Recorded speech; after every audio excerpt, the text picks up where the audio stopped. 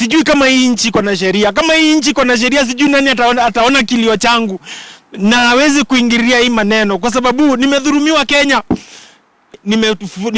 Nimetolewa kwa nyumba Karen, mahali nimekuwa nikiishi zaidi ya miaka 10. Hi guys, hope you're doing well. We are here with chairman mwenyewe Ringtone. We all saw the incidents that happened. Tukaona chairman ameshikwa, lakini kwa hapa leo tutakuwa tukipiga story naye kidogo, atuambie imekuaje. Anyway, Ringtone, uko vipi? Mimi niko salama.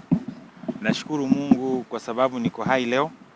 Ilibaki kidogo sana ni kufe. Unajua ujuangi ukitoka kwa nyumba yako siku ya kufa. Lakini ilikuwa kidogo nife kwangu. Karibu niuliwe kwa boma mahali, yani kwangu mahali naishi. So ni hivyo. So sijui kama umeniuliza swali ni explain kenye kilifanyika ama utuambie ni nini ilifanyika ile siku hadi ukashikwa. Yeah, we only saw the news that you've been arrested. Sasa kenye kimefanyika ni kwamba mimi nilipigiwa simu na wafanyakazi wangu Karen. Nikaambiwa kuna watu wamevunja gate, wameingia ndani na wameanza kufanya sherehe kwa garden. So wakati nilipigiwa basi na mimi naye nikaenda Karen, kufika Karen, then nikapata wapangaji wangu. Kwa hiyo nyumba yangu ya Karen niko na wapangaji. Nikapata wapangaji na majirani wanapigana na hao watu ambao walikuwa wamevamia hapo. So kutoka pale maaskari wakakuja, alafu wakatushika sisi wenye ni wakaaji wa hapo. Especially walikuwa na target mimi. So nikashikwa kwangu na nikapelekwa station na nikashtakiwa kwa kuharibu mali yangu ambayo nimenunua na pesa yangu. So lakini kwa sababu najua hakuna panya mwerevu kwa mtego. Mtego ukipangwa na au kuwa wakati mtego unasetiwa utajipata umeingia kwa mtego. So nataka tu kusema kwamba nimeweza kudhulumiwa mali yangu, mahali ninaishi. Hiyo boma hata Kioko hayuko hapa. Ni mahali hata Nicholas Kioko ashawahi kuja akafanya sherehe yake. Kuna wale vijana wale walikuwa kwa street wale Gadhimito washai shoot hapo. Watu wengi sana kwa industry wamekaa hapo. Ni nyumba ambayo mimi naishi na pia naifanya kama Guesthouse. Saa hii vile tunavyoongea, wale watu ambao walikuja ni foreigners. Ni watu wa nje, ni watu kutoka nje ya nchi, kutoka Southern Sudan. Wamekuja wakafanya hivyo na mpaka sasa hivi serikali haijawachukulia hatua. Mimi Mkenya ndio nimechukuliwa hatua. Nashangaa kama mimi ni mkimbizi katika hii nchi ama iko namna gani. So mimi nataka tu, kwa sababu sijui message inaweza fika kwa nani, nataka tu kusema kama ni rais wa Kenya ambaye tunampenda, nataka kumwambia rais, nataka kumwambia mkuu wa internal security, nataka kumwambia inspector general of police, nataka kumwambia mkubwa wa CID kwamba mimi mahali naishi Karen nilivamiwa Friday. Watu walionivamia walikuwa wamejipanga, wamenitoa kwa nyumba, nimelala weekend mzima ndani ya jela. Na saa hii wale ambao wamevamia nyumba yangu wanalala kwa kitanda yangu, wanapika na sufuria zangu, wanaangalia TV yangu, na nguo zangu zile ziko ndani, niko sure maybe wanavaa nguo zangu. Na niko hapa ni kama Mkenya, ni kama yani niko nchi, ni kama najisikia ni kama niko Sudan, nafanywa na wa Sudan.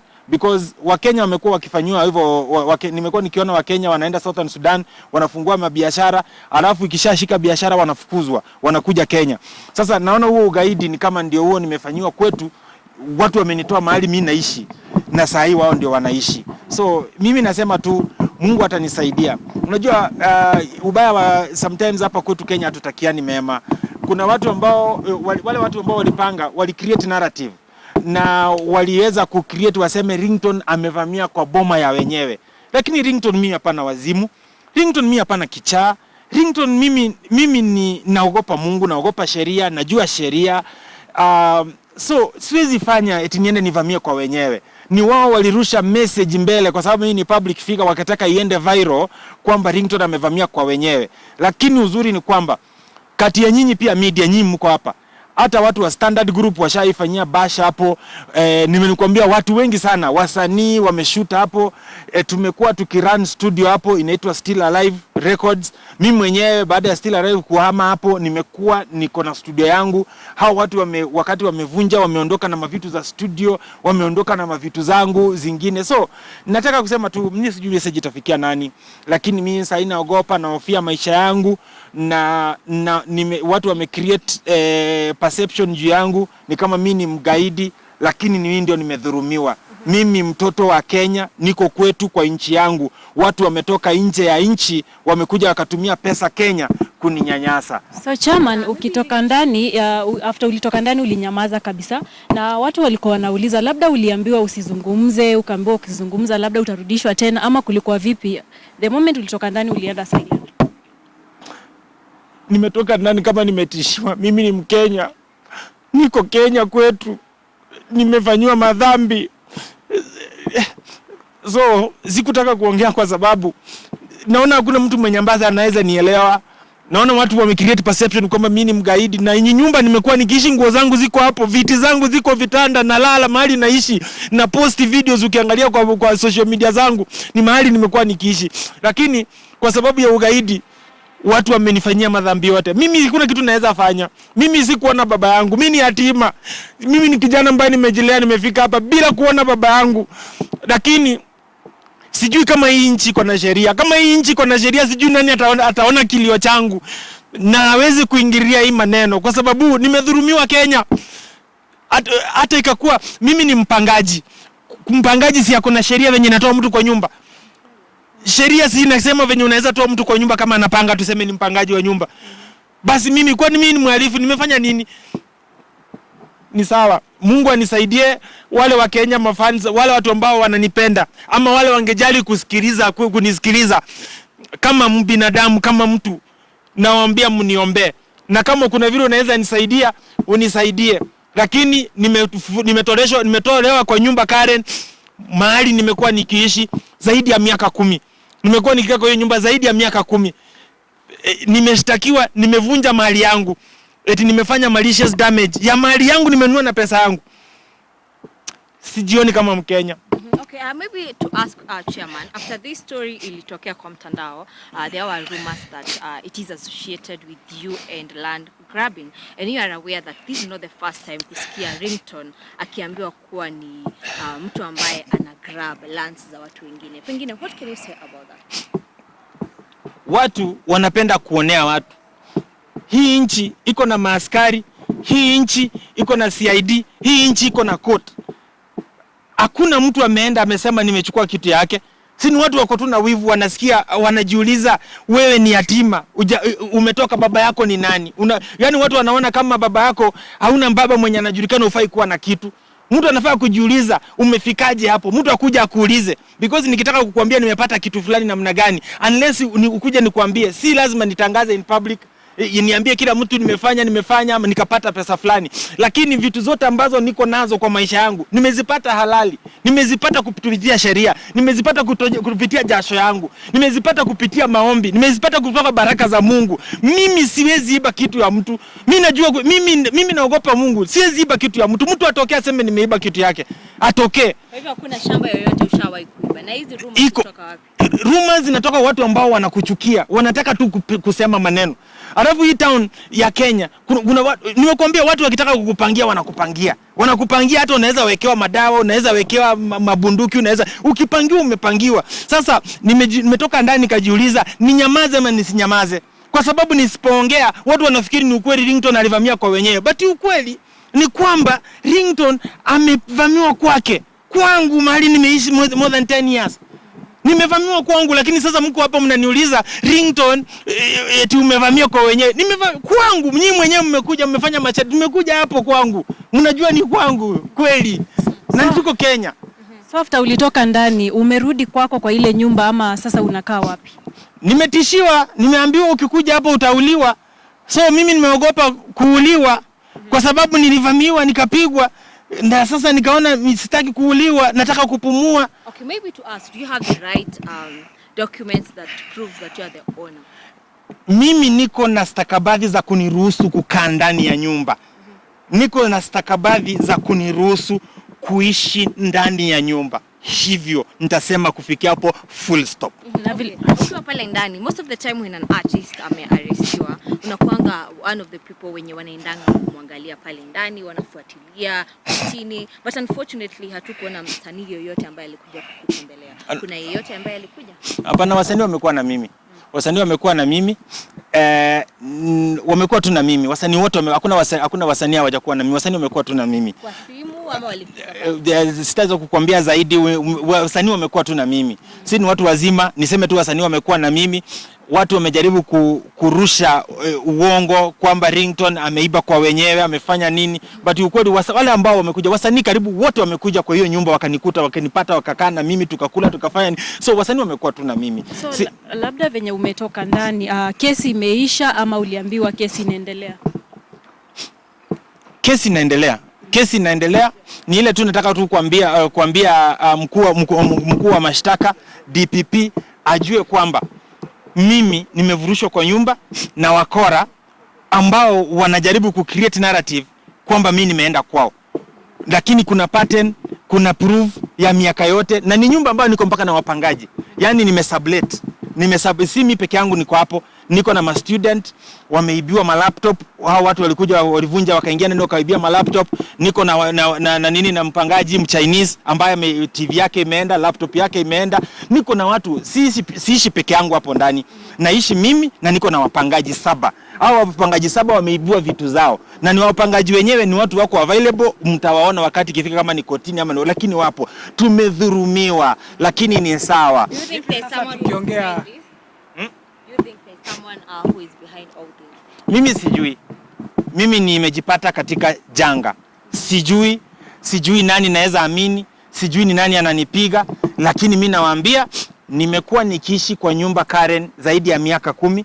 Niko na vyeti vya kuniruhusu kukaa ndani ya nyumba na nimevamiwa. Watu sasa wanavaa maybe nguo zangu, wanalala kwa vitanda zangu, wanapika so mimi ile tunahofia maisha, sijui nitafanyaje. So nimeiachia Mungu na sheria ichukue mkono. Hivi sasa tukiongea, so Ringtone is homeless. Huna mali pa kuishi? Naweza sema niko semi homeless, lakini niko na nyumba nyingine. Lakini nimenyang'anywa nyumba. Mahali nimekuwa nikikaa. Pia sitaki kuweka hadharani sana, nikisema tu kiutu. Sitaki, si vizuri kama msanii pia uweke maisha yako yote hadharani because watu hawakutaki. Watu si eti kwa kutangaza nikitangaza maisha yangu ni ya kifahari, watu wanakasirika, watu wanakuona unaringa. So mimi naweza sema tu tuongelee jambo kwamba nimefurushwa kwa nyumba yangu. Mahali nimekuwa nikikaa kwa miaka zaidi ya 10, niko na vitu nini ya kuniruhusu kukaa pale. Halafu nimetolewa tu bila kutumia sheria. Hivyo kwa yale ambayo unayapitia, kisa hadi wakati unatoa machozi, ni kama unapitia kile kitu ambacho wewe mwenyewe umeshindwa kujicontrol yourself.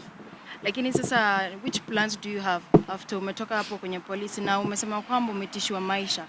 Umeandika kwenye kituo cha polisi kwamba umetishiwa maisha apart from wao kusema kwamba uliingia kwenye nyumba ya mtu.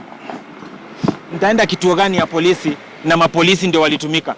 Sasa mimi sijui Kenya ya kufanya. Si nimekuja tu niseme wale wa Kenya milioni 50 wananisikia, wasikie kuna Mkenya ambaye hajavunja kuingia kwa nyumba, amekuwa kukaa nyumba zaidi ya miaka 10, leo amefurushwa, watu wamechukua mali zake, watu wanakaa kwake, watu wanaishi kwake, wanalala kwa kitanda yake. Hivyo tu, mimi sijui yule mtu wa kunisikia. Nimesema tu kupitia hizi vyombo vya habari ambavyo mmeniwekea microphone, mwenye atanisikia anisikie.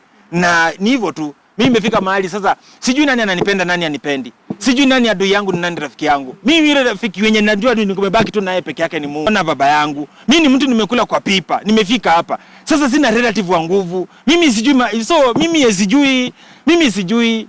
So nataka tu kuacha. Mimi sitaki mambo mingi, nishawaambia. Ningekuwa na baba yangu wako na nguvu, ningekuwa na relative ambao wako na nguvu na uwezo, singefanywa Kenya nimefanywa.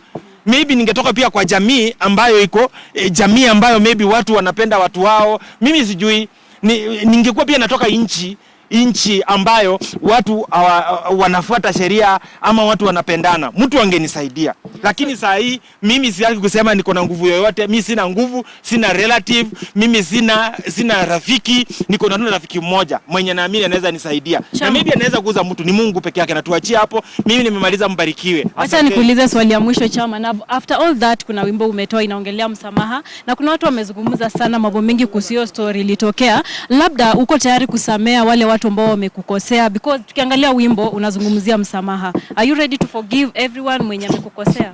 Mimi nimewasamea, ni mali yangu. Nimekwambia vile tunaongea saa hii watu wako kwa nyumba yenye nimekuwa nikikaa zaidi ya miaka 10 wanalalia vitu zangu hivyo. Okay, apart from chairman kukuwa associated na kuwa pengine umeiba shamba, issues za land. Eve, nataka nikuonye usiseme hivyo kwa sababu unanikwaza, naanza kuona ni kama nimesimama next na adui wangu. Eve, watu wanasemanga vitu mingi town. So juu ya watu uko na thibitisho. Kama una thibitisho usiniulize swali kama hiyo wakati mimi naumwa na moyo. Sawa, so mimi sitaki ku address rumors. Mmeniita niweze kuambia kenye kimefanyika. Nataka kuachia hapo, mbarikiwe. Wakati mwingine anasema vitu za ukweli, wakati mwingine anasema vitu za uongo, kuna wakati mwingine ana behave kama binadamu mzuri, wakati mwingine ana behave kama mtu ambaye anachukia kila mtu. So mimi sitaki kusema. Mimi nilivyo, nimetoka niweze kuongea. Wakenya waweze wale ambao wangejali kunisikia, wengi hawatataka kusikia, lakini wale wangejali kunisikia wanisikie, na hata waende kwa social media zangu waangalie ile nyumba inasemekana nili break in. Ni nyumba nimekuwa nikipost kwa miaka mingi sana kwa social media zangu, nikiwa naamka na host wasanii na host nani ni hapo. Period. Mungu awabariki na mniombe. Sijui cha kufanya. Asanteni.